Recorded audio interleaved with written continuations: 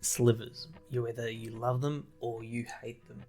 And now, this sliver deck, so my commander is the Overlord. And look, you have a multiple choice for the commanders for a sliver deck. You have the Overlord, you have Hive Lord, Legion, Queen, the first sliver, even Morophon can be a sliver as a 5-color sliver commander. Now, we're going to jump into it.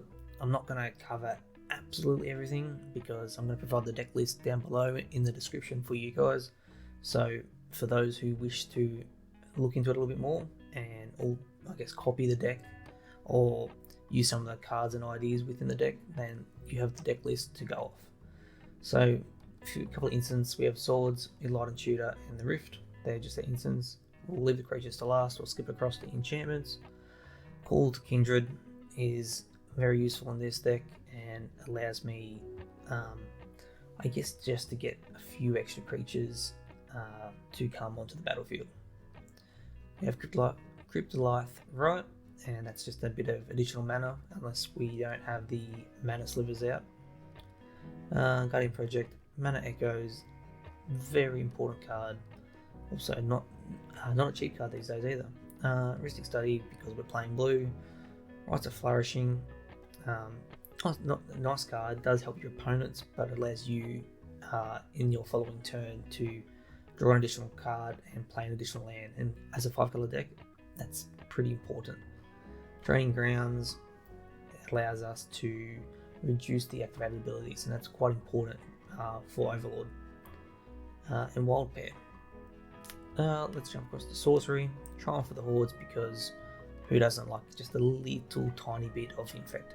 I guess just a little bit's okay, unless you're playing a big proper Infect deck, and I wouldn't mind making one of them just to see how they go. Temper with Discovery, just a few additional land cards, and the more that your opponents take, the more that you get. Supreme Verdict, as at least I need one kind of board wipe, and if I've got Hive Lord out, then Hive Lord?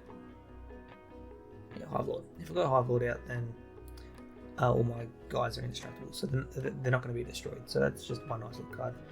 Across the Paths, Patriarch's Binding, quite a good card if we've got a lot of slivers in the graveyard, and we can bring them back with this. Bit more ramp, and distance melody. Choose creature type, draw a card for each permanent type. So if we've only got a couple out, then we get a couple of cards. If we've got lots out, then we're going to draw quite a lot of cards, and we're either going to be trying fetching at the combo pieces, because there is quite a few combo cards in this deck. You don't have to play the combos, they're just there. So I do like to try just play the deck as is, unless I want to win or I need to finish a game up, then I can go fishing for that combo piece. Lands, everyone's got their different opinion on lands. I've got pretty much all the shock lands in there. There's a couple of fetch lands, a couple of basics. Sliver Hive is probably one of the staples that you need for a sliver deck because it's got sliver in it and makes slivers, so just an important card. But yeah, everyone's got their own opinion on lands. You can always add the more expensive ones, or you can go budget version. It does change the price considerably if you change the mana base. Artifacts, Ashnod's Order. It's a combo piece. It allows you to sack your slivers and you get mana for it. Important. Chromatic Lantern means that we are able to get the colours that we need for a 5-color deck. Quite an important card. It's always annoying when this gets destroyed pretty early on in the first couple of turns, as it's a bit of a loss if you're still trying to fetch for that one colour. Commander Sphere, Darksteel Ingot, Door of Destiny's quite a good card. Does a fair bit of hard work as well, and can get pretty nasty. Same with Vanquish's Banner, the creatures that get +1/+1, and whenever I play that creature type, I get to draw a card. So just a nice card. Urza's Incubator. That's also very similar to the Training Grounds, where it reduces the activated. I'm getting mixed up here. Urza's Incubator. Let's read it. I had a bit of a mind fart. Enters the battlefield, choose a creature type. Creature spells of the chosen type cost 2 less to cast. I was getting confused for a second. Just good. Means rather than paying, say, for the Fusion Sliver, rather than paying the two here, the blue and the one, you just play the blue. So it makes things a hell of a lot cheaper. Soul Ring, oh, where are we? Soul Ring, because it's Soul Ring. And Hearthstone. The cost of each creature's ability requiring an activation cost is reduced by 1. This cannot be reduced and abilities generic mana cost to less than 1. That's what I was getting confused with. So that makes things just a little bit cheaper as well. Now, saying that, I've got a couple in the maybe board here. Defense Protection, Sylvan Scrying, Restore, Cultivate, Catastrophe. Look, it's a sliver deck. As long as you're playing slivers, then you're doing, I guess, the main focus. Apart from that, you can go have a look through all these slivers. There's lots here. I've got a few like Animar in here. He does a fair bit of work. Amoeboid Changeling, quite a little fun card to play, as you can turn your opponent's stuff into slivers, and then with your Overlord you can steal them.